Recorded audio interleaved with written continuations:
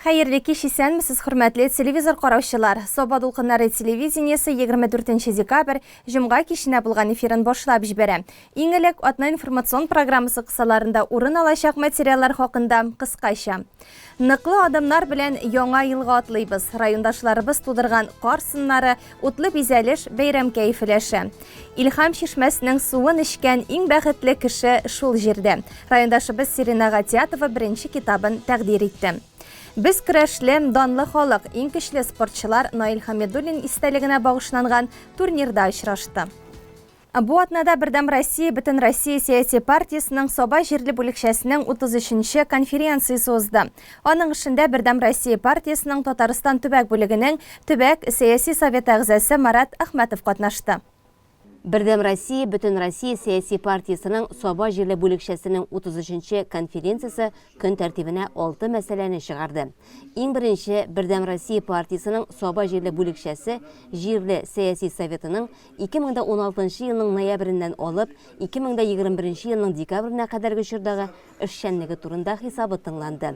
Бу хакта партияның фракция җитәкчесе Расих Закирҗанов чыгыш ясады.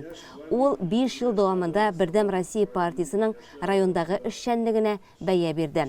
Республиканың барлык социаль әһәмиятле программаларында бу партия үзенең лаеклы өлешен кертә.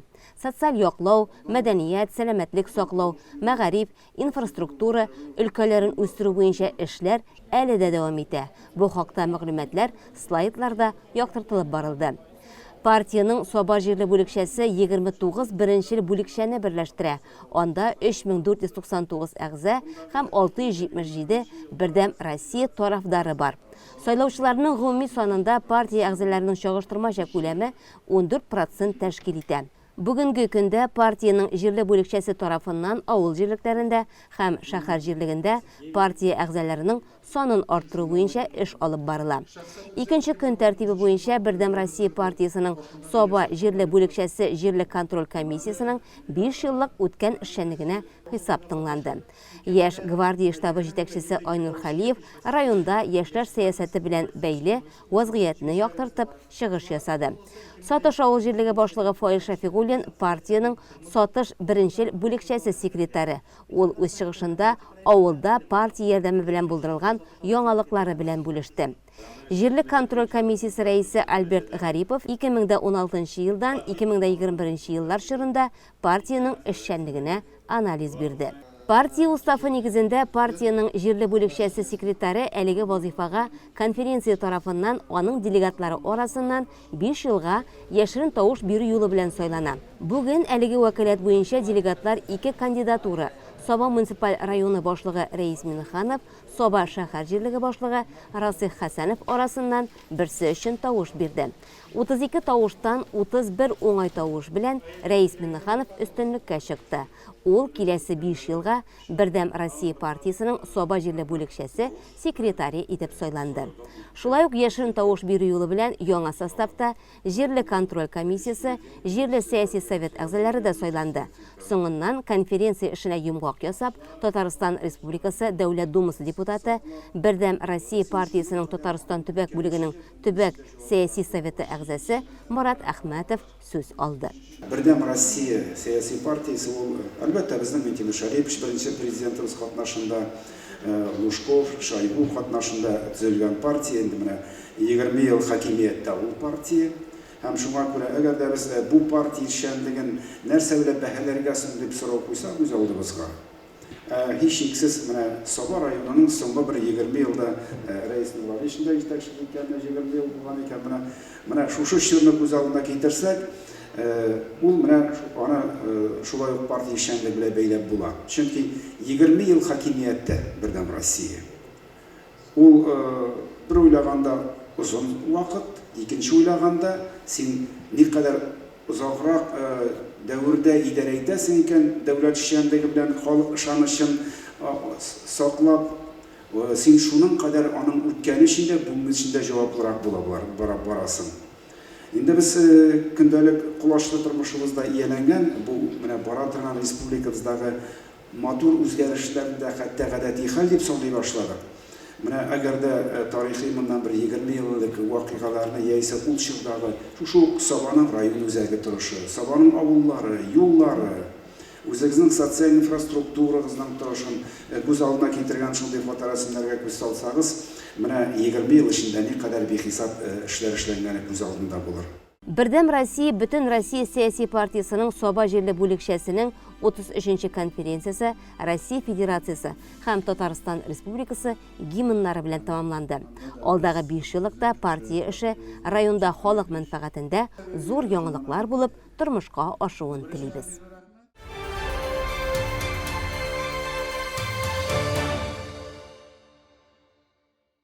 Татарстан Республикасы Президенты каршындагы татар телен саклау һәм үстерү мәсьәләләре комиссиясы белән Сөембикә журналы үткәргән Татар гаиләсе үрнәк алыгыз бәйгесе җиңүчеләре бүләкләнде. Оештыручылар сүзләренчә, бәйге ел дәвамында барган, 38 гаилә катнашкан, 11 гаилә җиңүче дип табылган. Алар арасында безнең районның Теннеке авылында яшәүче Хисамиевлар гаиләсе дә бар. Кызганыч, гаилә башлыгы Фәхеметдин абый гына бу җиңүне үзе күрә алмады. Бу елның сентябрь аенда ул бакыйлыкка күчте. Районыбызның үрнәк гаиләсе турында сюжет архив материалларыннан әзерләнде. Гөлнәзирә һәм Фәхеметдин Хисамиевлар районыбызның үрнәк гаиләсе. 2020 елның җәендә район башлыгы Рәис Миннеханов аларга гаилә мәхәббәт һәм тугрылык медален тапшырган иде. Ноябрьнең 4-сендә ярышкан идек. 70 елда менә шуннан бирле Аллаһка шөкер бергә яшәп ятабыз. Кайларда эшләдегез сез? Эшләвен 5 ел Беларуста эшләгән идем армиядан кайткач, аннан соң бәхетсезлек очрагы булгач 1-2 ел больницаларда йөреп, аннан соң инде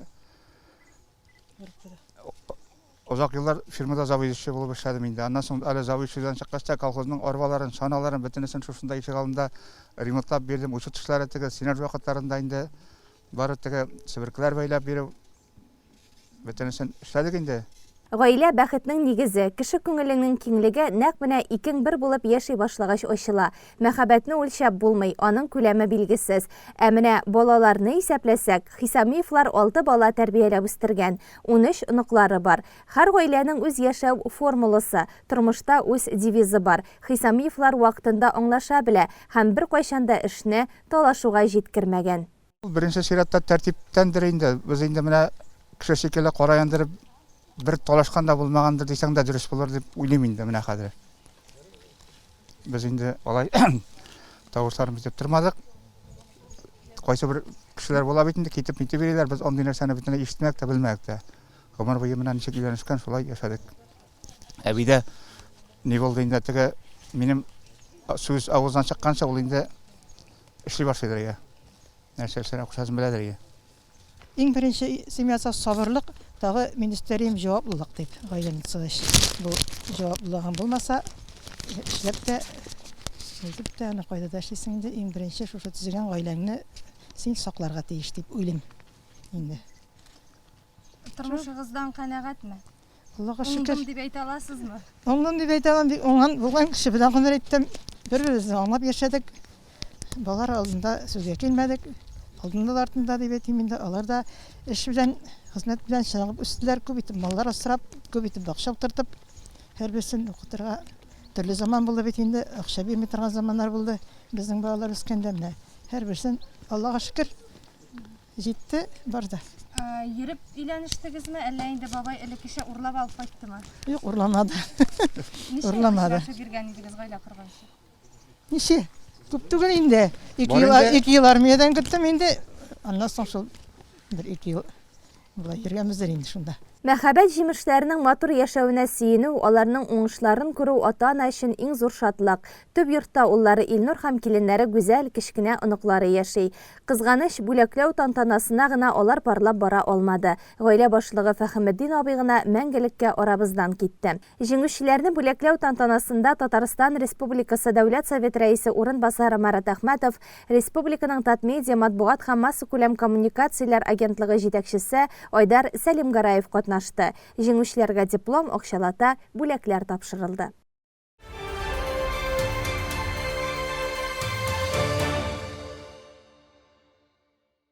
Бар шиханны оклыкка төріп, яңа ел якынлаша. Әлеге бәйрәмдә барлык хыялны, фантазияны эшкә җигәргә була. Үз кулларың белән үзең теләгәнчә матурлык тудырырга да мөмкинлек бирә ул. Бу көннәрдә оешма, учреждение тирәләре генә түгел, шәхси йортларның да кайберләре әкият дөньясын хәтерләтә. Сезне лесхоз урамнары буенча сәяхәткә чакырабыз.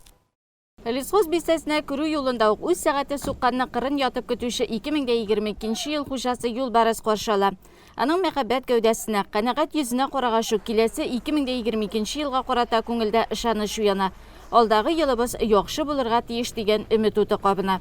Кыскасы, дендрология бакчасы коллективы ясаган Юлбарыс бик югары бәягә лаек диешсәк тә, Урман музее алдындагы Юлбарыс та аннан калышырлык түгел. Бәйрәм, ял көннәрендә музейга килүчеләрдә аны бик ошатачаклар, фотога төшәргә теләүчеләр дә күп булачак. Үзенчәлекле агач бина, куәтле Юлбарыс, шын урман әкияте ясаячаклар. Лесхозның мәдәният хезмәткәрләре дә бик тырышканнар, төрле сыннар ясаганнар. Кыш бабай, кар кызы һәм аларның дуслары да бу матурлык белән таныштылар. Кыш бабай, безне бик ярата. Ул безгә яңа ел бүләген тарата. Ярый әле безнең арада фантазияга бай, бераз кыялыйрак та кешеләр бар. Алар булмаса шул кадәр күңелсез булыр иде. Менә бу йортта күп еллар мәдәният тармагында эшләп лаеклы ялга чыккан Рая Сафиуллина яши. Җәй көне гөлләргә күмелгән йорт яны яңа ел алдыннан әкияти дөньяга әйләнеп кала. Рая ханым быел кардан 9 төрле сын ясап куйган. Шушы көннәрдә ул аларны буяды. 10 еллар элек беренче тапкыр үзләренең өй янын яңа елга бизәп карый ул. Һәм бик ошата. Өйдәгеләрне дә бу эшкә җәлеп итә. 4 улы буш вакытлары булуга әниләренең фантазияларын шыңга ашырга булышалар. Бер 10 еллаптыр без клубта эшләгәндә, детсадта эшләгәндә дә ясаудан өйрәнеп калган инде ул минем мондый хыялым. Ну хыялламыйча да булмый бит. Икенче төрле буласың бит, хыялланып яшәү бөтенләй икән. Быел инде авыртуларда күбәйгәч башта бик курыккан идем. 3 көн кала йөрәк түзмәй, капка төбе буш шикелле тора. Малайлар гирлянды, ниләр тотына башладылар һәм инде сыннарга тотындык. Әгәр дә әйтсәм, хезмәттәшләрем дә килә, бергә эшләгән. Алар мине бик тә онытып бетермиләр, бик тә яраталар. Аларга да мин булышлык итәм, һәр вакытта ярдәм итеп торам. Нәрсәгә булышырга кирәк булса, алар миңа киләләр булышырга. Һәм бу хыялны мин бер кайчан да югалтмам дип уйлыйм әле. Корны селекционныйдан Озатка рәхмәт. Селекционда эшләүче Озатка әйткәнем, Озат мәйтәм кар булмасын. Селекционныйдан бер белорус арбасы төшерде дә атты. Алланың рәхмәтләре төшсен Озатка. Һәр вакытта ярдәмчелек итә. Минем бит инде бу кыш кына түгел, җәй җитсә чәчәкләргә тотынам мин. Хыялланып яшәсәң, гомердә озын була диләр бит. Көлеп һәр вакытта яшәргә кирәк дип уйлыйм. Призларда күп булдым, гран-приларга да чыктым инде, Аллага шөкер. Рәхмәт минем эшләгәнне күргән белгәннәргә барысында. Хезмәт карсуы белән эшләү үзегез беләсез. Бик авыр, туңдыра дагы бит инде. Ну күңел шуңа бирелгән. Шуның белән яшим. Балаларым исән сау булсыннар. Беребез дә бер кешегә дә авыртулык теләмим. Барыбыз да сау сәламәт кенә булыйк. Рая ханым гаиләсенең ярдәме белән һәр көнне матурлык күреп яши. Ул аларны үз куллары белән тудырып та бистәдә яшәүчеләрне сокландыра. Гомумән, лесхозда һәр җирдә матурлык. Сувенир цехы ясаган фигураларда бәйрәм кәеф истиләр. Башка җирлекләрдә дә бәйрәмгә ничек әзерләнүләре хакында сөйләгән фотолар килеп тора. Яглаштау авылында яшәүче Госман Әхмәтҗанов, Марат Хуҗин, Ранил Газизуллин, Ринат Әхмәтов хуҗалыклары да яңа елны каршы алырга әзер. Матур итеп бизәлгән кибетнең хуҗасы исә Васил Әхмәтов. Якынлашып килүче бәйрәм һәркемгә сәламәтлек, бәхет алып килсен. Узган шимбәдә Тимершык авылында туып үскән үсешчән шагыйрә Сирина Гатиятованың тәүге китабын тәкъдир итү кичәсе булды. Чара Теләченең мәдәният йорты бинасында урнашкан китапханәдә узды. Райондашыбызның шатлыгын уртаклашырга безнең иҗат төркеме дә барды. Тулырак Диләрәм Җаббарова хәбәрендә.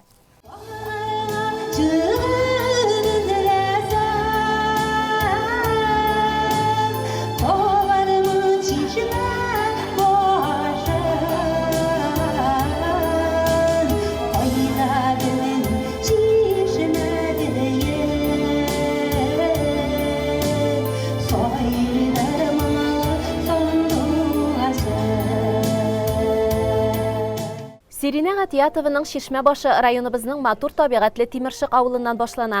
Өздереп гармунда уйнаучы Вәсил абыйның кызы күңеленә Ходай моң һәм аһәңне мулдан салган. Ә инде синең уңышларыңа иң дөрес бәяне бирүче туганнардыр. Эльмира апа сеңлесенең иҗат бәйрәменә бик дулкынланып килгән. Иң иҗади, иң сәләтле, иң үҗәт сеңлем Сиринәгә. Менә үҗәтлеге шунданың, әгәр дәгән бер әйбер исенә төшә икән, ул аны төбенә төшеп, җиренә җиткереп, кешедән артык итеп эшләргә тиеш. Менә бу китабын бастырып чыгару да ана шул үҗәтлегенең бер мисалы. Төп йортның учагын сүндермичә әтиләрен карап тәрбияләп торучы Марселнең дә күңелендә апасы белән горурлык хисләре. Инде Сен апайга туры килсәк, Сен апай инде ул безнең 3 бала арасында, 4 бала арасында үзенә күрә бер аерым бала дип әйтәм соң инде. Җырныңга, шул шигырьгә багышланган кеше дип әйтәм инде үз тормышын. Менә инде аның 50 яшьлегендә инде үзенең хыялы бар иде концерт дип, ул район күләмендә концерт оештырды. Аны билгеләп үткән инде 55 яшына килеп җитте хәзер. 55 яшына инде хыялланган иде шигырь китабын чыгарам дип. Инде Аллага шөкер бүгенге көндә максатына иреште. Китабы чыкты, дөнья күрде. Без аның өчен шатланабыз да, кинәбез дә, горурланабыз да. Бу безнең горурлык. Ап-ак карлы кыш аенда дөньяга килгәнгәме Сирина Гатиятованың шигырьләренә сафлык, самимилек хас. Ул гүя гомер киңлекләренә ачык, күз явын алырлык төсләрдән бизәкләп чигелгән келәмен җәя. Соңгы 4 елда язган шигырьләрем бик күбәеп китте. Бала чагымда да шигырьләр яза идем, ләкин мин җыр буенча киттем күбрәк. Хәзер инде энемнең вафатыннан соң нәрсәдер үзгәреш булды миндә. Һәм мин бик күп итеп шигырьләр яза башладым. Инде алар менә хәзергесе көндә 900-дән артык дип беләм. Инде без аларны 300-ын сайлап алып бардык нәшриятка. Һәм инде менә 145 шигырем үз оясын, үз өен тапты. Минем менә уйланулардан соң туган бик матур шигырем бар. Без инде остазым Әтнә районыннан Бәллүр каләм иясе күп еллар Әтнә таңы газетасында журналист булып эшләгән Сүлия апа Мингатина белән киңәшләштек тә, менә гөлөмерем келәме дип атарга булдык. Чөнки гомерем келәмендә мин көлгәнмен дә, елаганмын да, уңышларым да бар, шатлыкларым да бар. Барысы да бар. Аның менә китабымның тышы да шуны әйтеп тора. Анда тигәнәге дә бар, яшел яфраклар да, чәчәкләре дә, соргая башлаганнары да бар. Менә шундый хыялыйрак итеп матур исем булсын дип уйладык. Китапның тышындагы рәсеме дә үзенә тартып, укырга өндәп торасыман. Анысы да журналист Бәллүр каләм иясе Сүрия Мингатинаның табигать кочагында төшерелгән фотосы. Сиринәнең кызандашлар төркеменә ничек килеп кергәнен, ул вакытта ничек язганын, һәм менә бүген нинди шигырьләр автор булганын, күпме камилләшкәнен, күпме үсеш барлыгын уйлаганнан соң, нәтиҗә ясаганнан соң мин ризалаштым. Ризалашу бер нәрсә, ике белмәгән кешенең китап чыгаруы икенче нәрсә.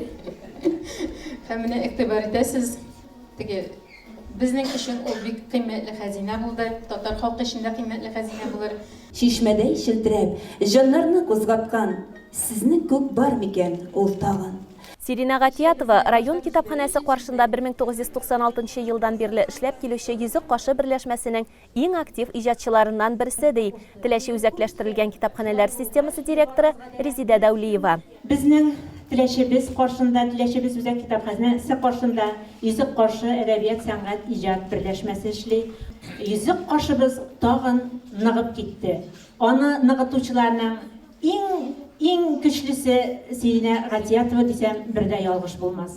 Авторның шатлыгын уртаклашырга республикабызның Әтнә, Арча, Балташ, Биектау, Кукмара, Теләче, Саба районнарыннан иҗатташ дуслары җыелды. Аларның һәр кайсы күчтәнәчен тапшырып, изге теләген җиткерде. Арча китапханәсе каршында оешкан Каурый каләм иҗади берләшмәсе җитәкчесе Халида Файзрахманова сүз ала. Сирина ханым, сезгә Арча үзәк китапханәсе хезмәткәрләре күп итеп сәлам юлладылар һәм котларга куштылар. Зандашлар иҗат төркемендә танышкан каләмдәше Ольга Хадиеваның да әйтер сүзе бар. Ул Балташтан килгән. Синең китапны чыгаруда өлеше кергән һәркемгә бик зур рәхмәт. Синең гаиләңә, тормыш иптәшең Рәсип Рашитовичка аерым рәхмәт. Синең нечкә күңелеңне, иҗади күңелеңне аңлап, синең һәр башлангычыңны хуплап, үсендереп, көч биреп торучы булмаса, бәлки бу китапта бүгінгі Сиринәдә бәлки булмаган булыр иде.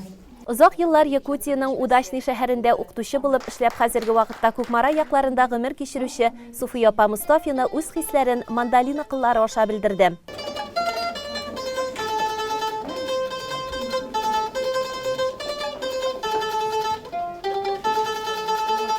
Орча районы Сәрдә авылы китапханәчесе Альбина Валиева шагыйрәнең күңел көтә язлар шигыренә көй иҗат иткән. Мәңгелек мәхәббәт, яшәргә омтылыш хакындагы әлеге уртак җимешне күпләр яратып кабул итте.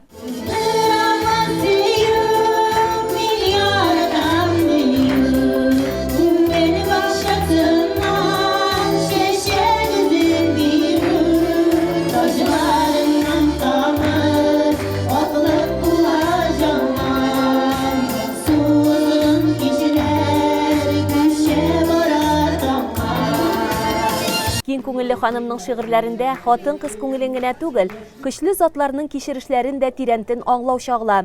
Җыентыкта урын алган әтиләр яратуы дип аталганын Айрат Якупов сөйләде. Әтиләрнең яратуы башка. Тыштан гына алар кырыс кебек. Бала әйткән саксыз авыр сүзләр үзәкләрен эзә телеп. Әтиләрнең яратуы Будәк. Акыл йөр ялдан, хисләр түгел, бер-берсенә юлдаш гомер буе, көчле йөрәк белән йомшак күңел.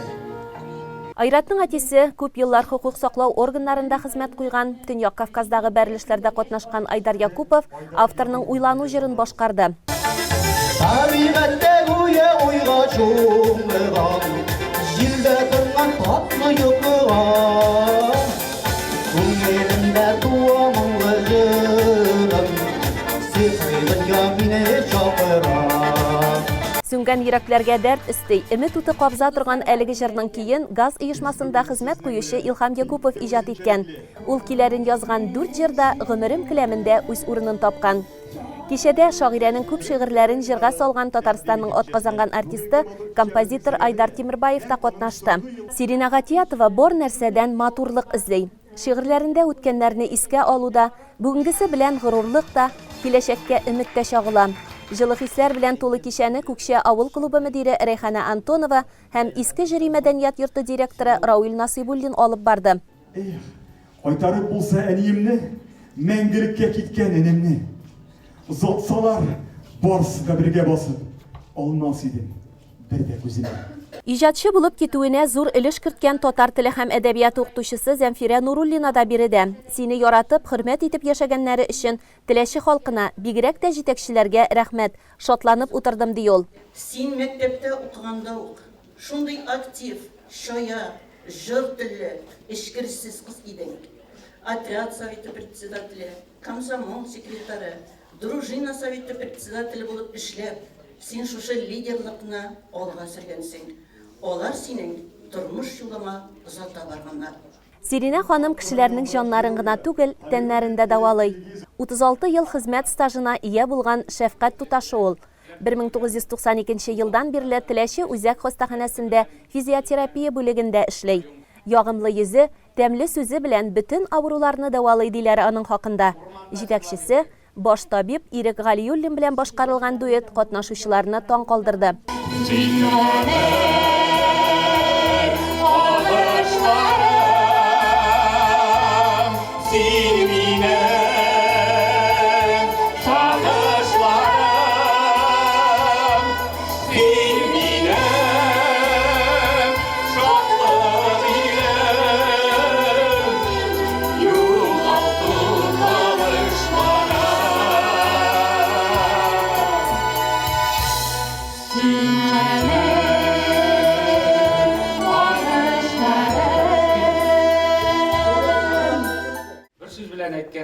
Сирина булдыклы кеше, рәхмәт аңа, менә безнең арабызда шундый кешеләр булу бик әйбәт, безнең күңелләребезне күтәреп җибәрәләр. Вакытым булганда укыйм, менә китабын кертеп бирде. Барбыр әзме күпме укыштыргалыйм китапларын, шигырьләрен. WhatsApp'тан җибәрә инде ул шигырен чыгаруга, язуга. Бүгін Серина қайтқаннан нәрсе көргенім, мен уже кеш білем білем, жеңбәрі боланы.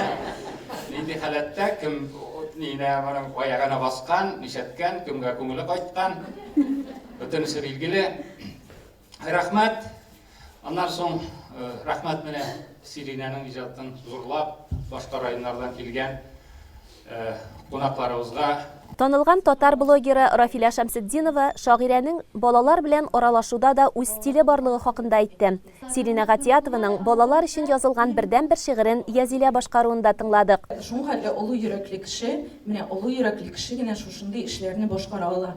Озын сүзнең кыскасы, без бүген Сирина апага алып килдек балалар шигыре, аның үзе иҗат иткән бердән-бер балалар шигыре. Беләм инде мин аны. Менә шуңа хәтле матур дип яза ул балалар өчен. Бәлки киләчәктә иҗатының менә шушы юнәлешендә үстереп җибәреп, балалар өчен дә күбрәк шигырьләр язырсың дип уйлыйм, Сирина апай. Сирина Гатиятова соклану. Әни инде 30 яшьтә. Әби 70-кә җиткән. Мин 8-дә. Җыелышып киттек кибеткә иртән. Әби әнине өйрәтә. Сабый дип беләме? Үзе белгән юллар белән шулай акыл бирәме? Акчаңны түләдеңме? Ди. Калганын сана, кызым. Сау бул дип әйт кибетчегә. Эндәшми тормас узып. Әни үти һәр әмерен каршы килеп сөйләнми. Теләче муниципаль районы башкарма комитетының социаль мәсьәләләр буенча урынбасары Динар Гыниятуллин шагыйрә турында безнең районга бирелгән бәхетле лотерея билеты ул ди. Шәфкать туташыда, сәнгатьтә дә, мәдәнияттә дә ул гел беренче алдынгы, аннан башка инде безнең бер чарада узмый.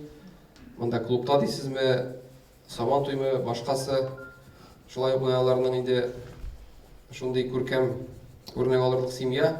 Әйе, гаиләсе белән чын күңелдән горурланырлык. Кызлары Зәринә Теләченең балалар сәнгать мәктәбендә укытучы хореограф. Уллары Рамил спорт мәктәбендә балаларга теннис серләрен өйрәтә. Мөхәммәдия мәдрәсәсе шәкерте. Язган шигырьләренә бәя биреп, рухландырып яшәүче тормыш терәге Рәсип Гатиятов физик тәрбия һәм тормыш иминлеге дәресләрен укыта. Теләге яраткан тормыш иптәшенең шигырьләрен дөньяга таныту. Тормыш иптәше генә түгел, минем балаларымның әнисе дә. Без ике бала тәрбияләп үстердек, бер кыз, бер малай. Менә хәзер инде оныклар үсеп килә. Инде Сирина безнең аңа өйләнгәнгә мин бер дә үкенмим. Ул минем инде ярты гомерем дип әйтергә була. Bütün işni, bütün bulgan problemlarını birgelep iş итәбез, хәл итәбез.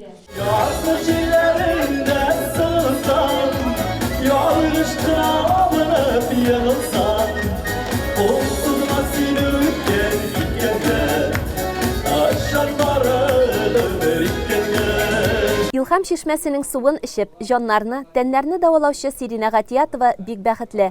Ходай яңа онык сөю-сөенешендә бүләк иткән. Йөрәгендә булган рухи байлыгын, шатлыгын самими күңелле шагыйрә кешеләргә өләшә. Яңа елда мин шәфкать туташы буларак инде аларга иң беренче сәламәтлек телим. Якыннарын югалтканнарга сабырлык телим, сау сәламәт булсыннар. Инде бу ширләр бетсеннәр иде. Һәм инде без гаиләләребез, туганнарыбыз белән бик матур итеп яшәсәк иде, сөенеп яшәсәк иде. Сезгә бәхет алып килсен иде бу яңа ел. Иҗатың дәвамлы булсын, якташыбыз. Гомер келәменең бизәкләре артсын, тагын да матурырак төсләр белән бизәлсен. 4 китап, 100дән артык җырның сүз авторы. 2018 елда Болгар милли музыкаль премиясы, 2021 елда Яңа татар җыры бәйгесендә 3нче дәрәҗәдәге премия иясе. Гаиләдә уңган хуҗабикә, яраткан әни, сөекле тормыш иптәше, әнисе, кайнана, кайнатасы, туганнары өчен җан атып яшәүче. Эшендә алыштыргысыз хезмәткәр. Менә шушы сыйфатларга ия булучы якташыбыз, бойлар сабасында яшәп иҗат итүче, районыбыз шагыйрәсе Илмира Гыймаева. Ул быел ел хатын-кызы, ел ир-аты хатын-кыз карашы бәйгесендә хатын-кыз ел үрнәге номинациясында катнаша. Илмира Гыймаева турында алдагы видео язмабызда тулырак танышырбыз. Авылым, сәлам, таныйсыңмы? Бу мин, шагыйрә кызың. Су буенда, тау битендә минем бала шағызды. Бу мин, Шагыйрә кызың. Әйе, Шикша авылының саф сулы, матур табигате Илмира ханымны кечкенәдән илһам белән бүләкли һәм иҗат итү сәләтенә хәер фатихасын бирә.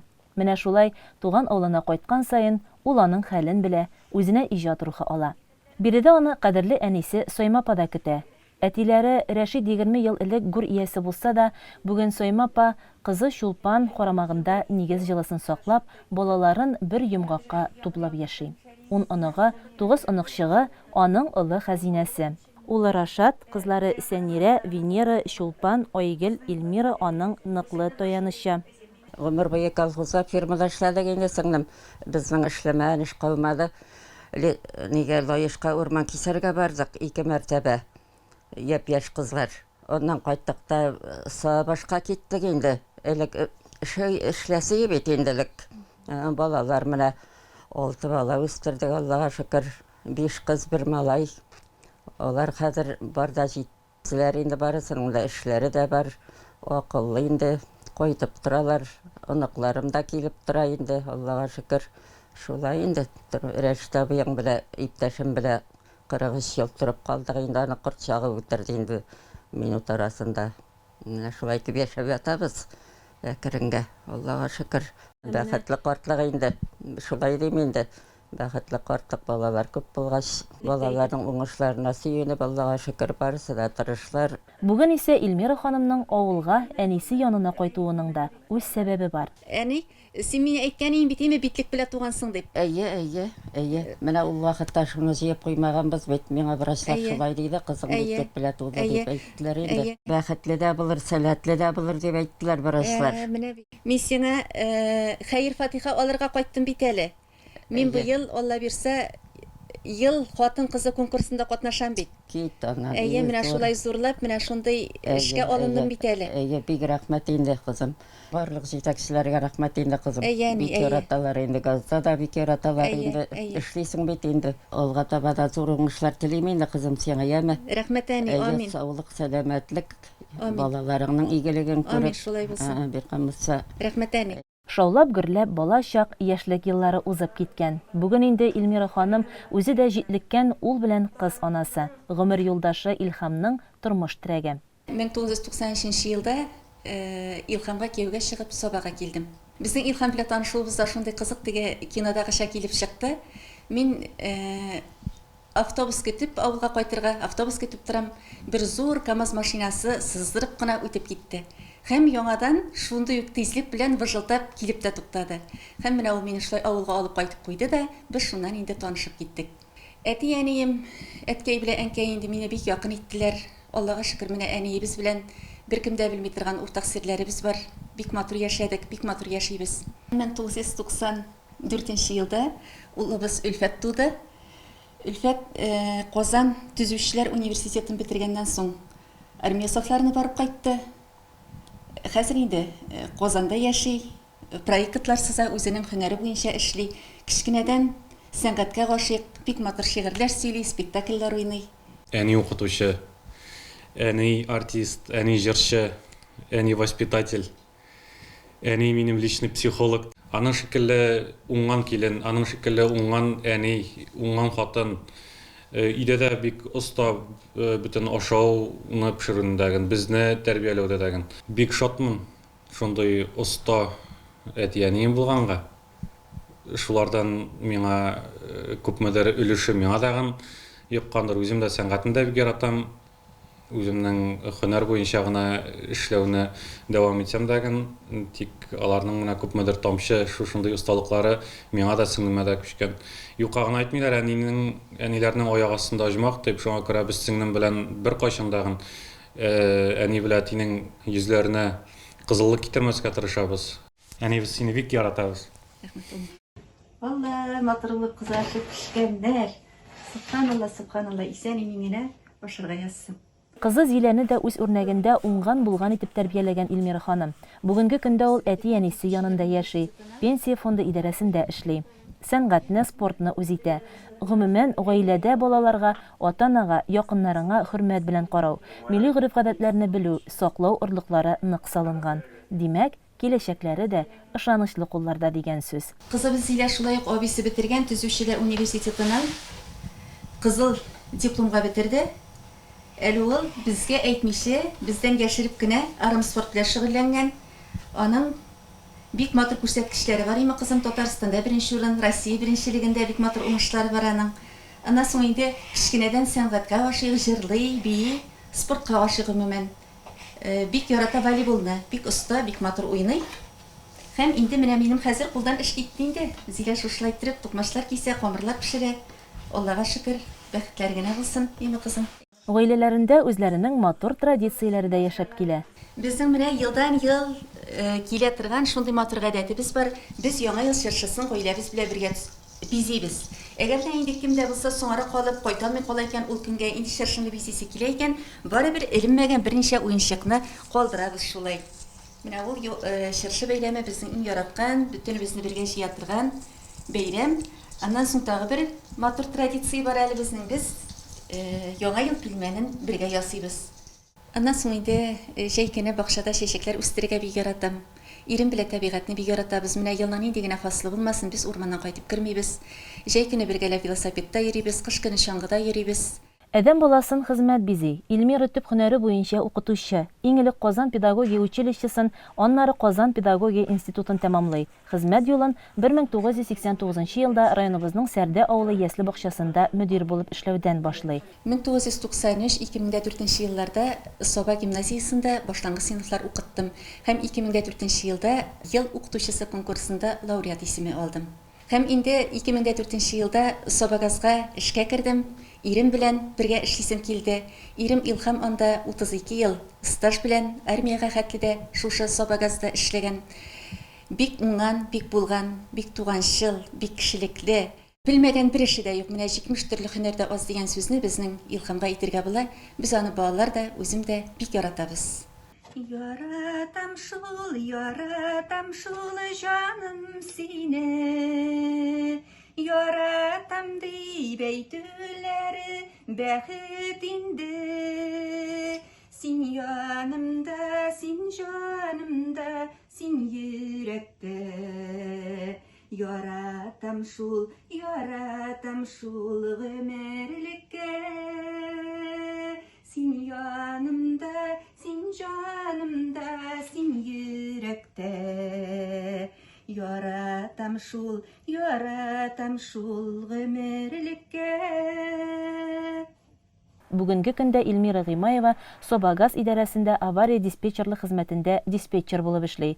Хезмәте көндезге һәм төнге сменаларга бүленә. Аеруча уяулык сорый. Бер генә минутка да телефон төбеннән китәргә ярамый. Собагаз диспетчер Гыймаева тыңлый. Әйе, Собагазга эләктегез. Кайсы урам?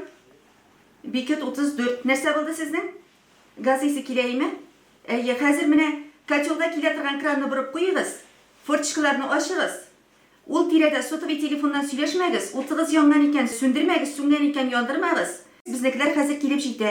Менә шулай аның төп вазифасы абонентлардан газ белән бәйле төзексезлекләр турында заявкалар кабул итү. Аларга кирәкле киңәш таләпләрне җиткерү. АДС хезмәте егетләренә максатны аңлату һәм аларны тиешле адреска озату. Ә менә тормыш иптәше Илхам белән өйдә дә, эштә дә бергә булу туйдырмадымы икән дигән сорау туар күпләрегездә.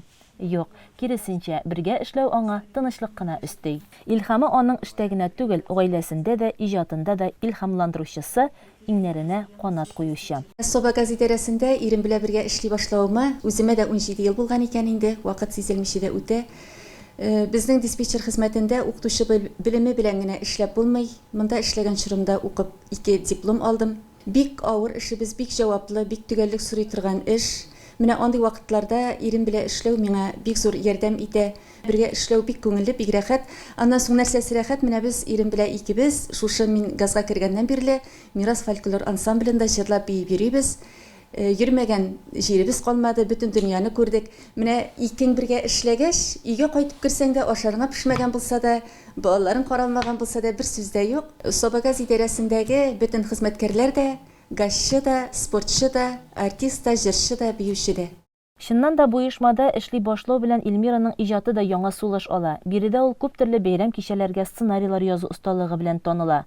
Бию сәләте дә ачыла, спортка да мәхәббәте кабына. Бик зур рәхмәт безнең элеккеге җитәкчебез Исмәгыйль абый Мөхетдиновка, хәзерге җитәкчебез Ирек Исмәгыйлевичка. Олар сәнгатьне, мәдәниятне аңлый торган шын җитәкчеләр, шын абруйлы җитәкчеләр. Олар менә бик талантлы, бик сәләтле, олар белән эшләү, олар белән хезмәт итү үзенә күрә бер бәхет.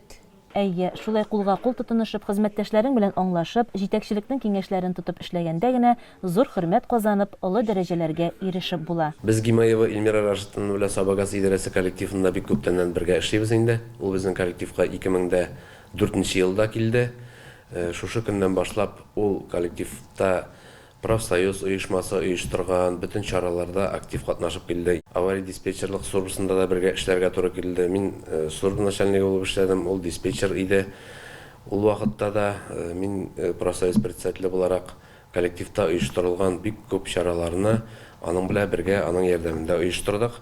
Җегетләр белән, кызлар белән яхшы мәгълүмәдә, семьясы бик яхшы, бик тәртипле, үзенең белгәнен кешегә җиткерә белә, белмәгәнен дөресенчә әйтеп сорый белә. Илмира ханым үтә нечкә күңелле, хисчән, бар нәрсәне йөрәгенә якын алучы шәхес. Ул гади кеше күзләре белән күрә алмаганны үз күңеле аша күрә, үткәрә, тоя. Ул табигатьне шашып ярата. Көзнең, кышның матурлыгына, гомумән һәр нәрсәгә гашыйк. Кер эләргә чыктым җырлый-җырлый, кыш исенә башым әйләнде. Кәрзинемнән ак пар күтәрелә, кар бөртеге килеп бәйләнде. 10 яшендә Ходай аның шагыйрәлек сәләтенә хәйр фатихасын бирә. Ә бүген ул районыбызда гына түгел, республика күләмендә танылган шагыйрә. 4 китап иясе, күп җырларның сүз авторы, республика бәйгеләрен тотучы. Аның җырларын Рифат Зарипов, Асыл Яр, Филис Кахиров, Ришат Төхвәтуллин, Иркә кебек һәм башка бүгенге татар эстрадасының танылган йолдызлары башкара. Композиторлар Альфред Якшембетов, Наил Кадыровлар белән хезмәттәшлек итә.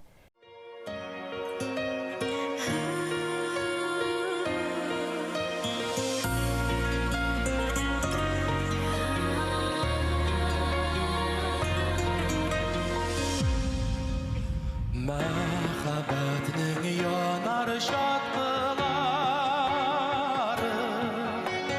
тормыш диңгезендә ак җилгән, дулкыннарны бергә ярып барса, иң зур бәхет җирдә шул икән. Саф хисле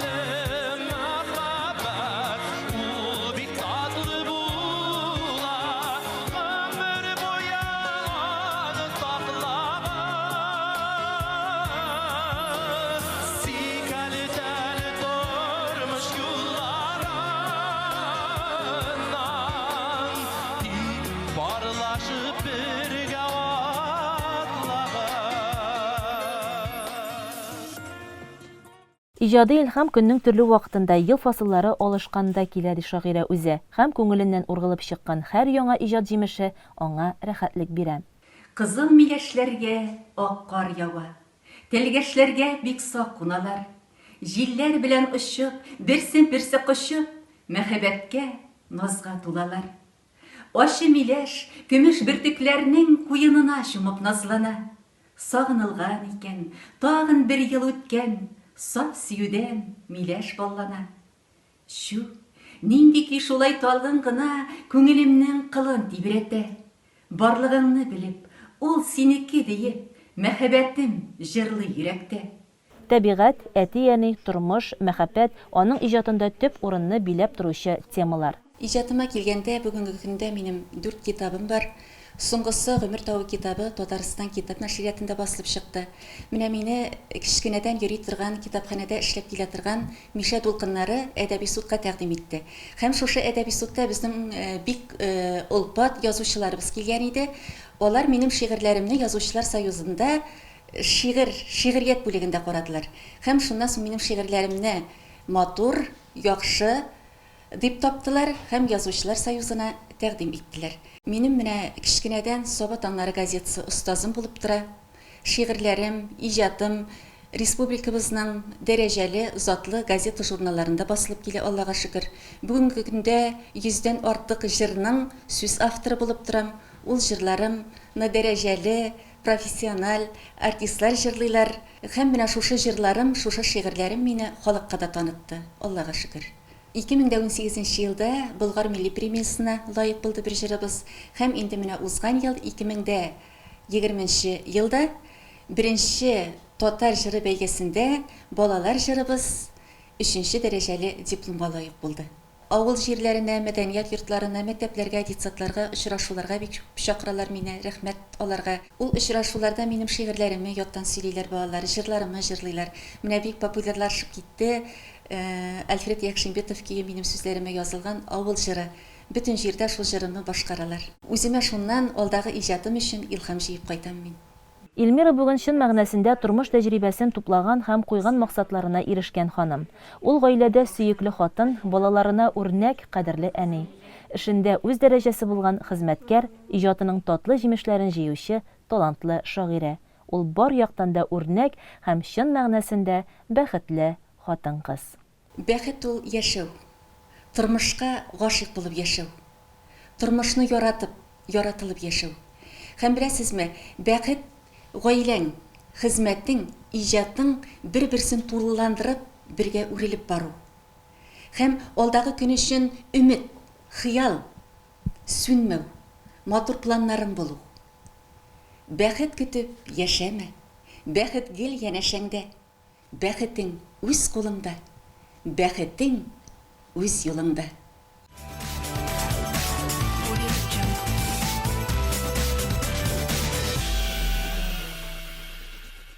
Атна информацион программасын спорт яңалыкларына күзәтү ясап дәвам итәбез. 19 декабрь көнне Наил Хамидуллин истәлегенә багышланган көрәш буенча ачык турнир уздырылды. Теманы Альфия Мөбәрәкова дәвам итә.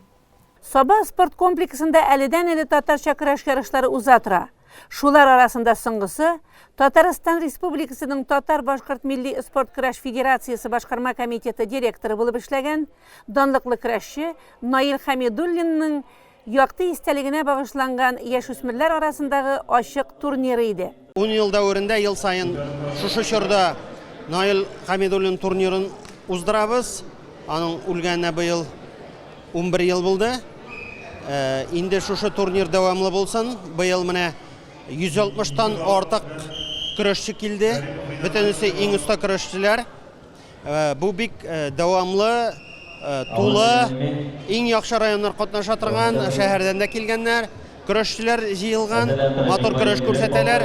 Үзебезнең татар көрәшен алга юнәлтү өчен, алга алып бару өчен bir стимул, bir мотивация була торган турнир. Ярышларга 14 районнан 160лап көрәшче килде. Аның ачылышында Саба муниципаль районы башлыгы урынбасары Расих Закирҗанов, башкарма комитет җитәкчесе урынбасары Марат Кәримов, Татарстан Республикасы көрәш федерациясе башкарма директоры, Россия Федерациясының атказанган спорт стасы Марсель Тахиров, Наил Хамидуллинның туганнары, авылдашлары катнашты. Көрәшчеләргә уңышлар теләгәннән соң Расих Закирҗанов районыбызның 2 көрәшчесенә, Сабадан Нияз Халиуллинга һәм Сатыштан Язнур Гариповка көрәш буенча спорт мастерлыгына кандидат таныклыклары тапшырды. Саба ягы ул бик күп көрәшчеләр биргән як. Мәсәлән, үзенең Нәҗметдин Җәлалиев Россия күләмендә 2 тапкыр чемпионы белән. Шул ук вакытта Сабирҗан Шакиров, менә Шыңар авылы, Сабирҗан Шакиров, анда Ует авылыннан Асхат абый Гайфуллин, анан Максут Султанов дигән җегет бар, ул мәрхүм инде. Менә бүген дә көрәшне үстерүгә зур көч биргән шәхесләрнең берсе Халил Шайхутдинов.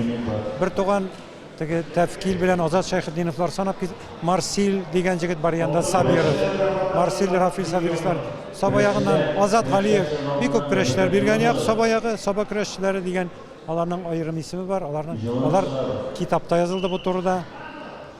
Инде бөтенләй Теләче районында кертсәк, анда Фат Шайдуллин, Марат Закиев, алар бик күпләр. Бер сүз белән әйткәндә, Саба көрәшчеләр төбәге дип әйтергә була. Икенчедән инде бу ярышлар безнең тормыш дәвам итә. 1000 еллык тарихы булган көрәш, тарихи басмаларда алар барда теркәп куелган. Безнең Авицина дип әйтәләр, Абу Галасинада 29 аның юнәлештә фәнни хезмәтләре бар. Шушында ул именно көрәшкә аерым басым ясап әйткән.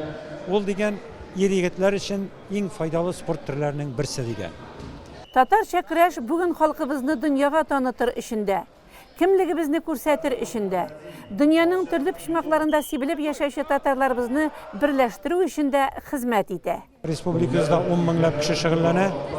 Бигрәк тә актив шөгыльләнүче районнар дип, системалы рәвештә шөгыльләнүче районнар дип менә шул ук Саба, Балташ, сезнең күрше районнар, Теләче, Кукмара, аннан инде безнең нигә кирип китсәк, шул ук зур шәһәрләргә кирип китсәк, аларның статуслары икенчерәк.